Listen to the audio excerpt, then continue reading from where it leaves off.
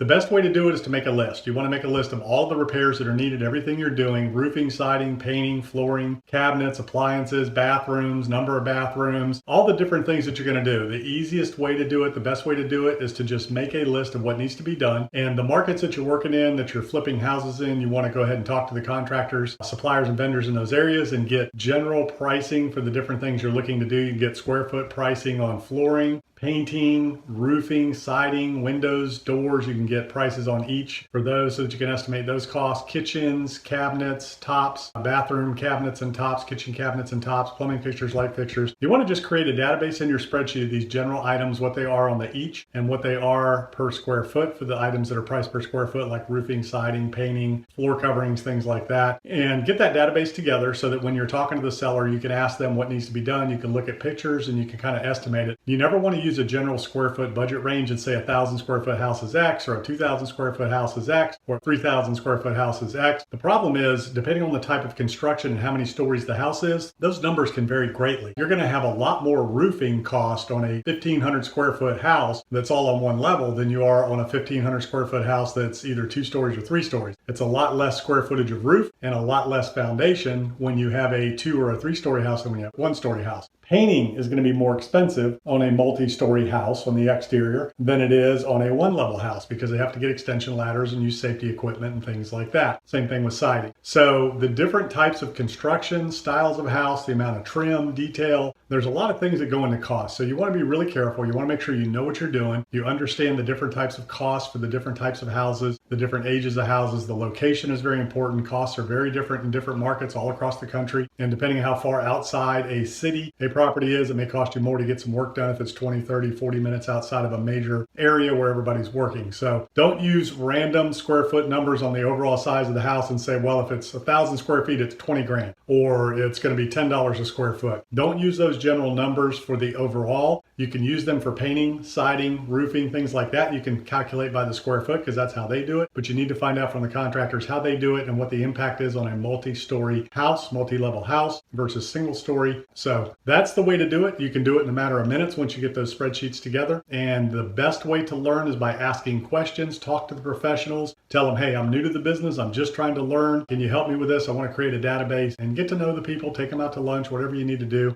Most of your suppliers and vendors will be happy to sit down with you and talk with you about averages and give you recommendations on who to talk to about the labor. So that's how you quickly estimate repair costs for flipping a house.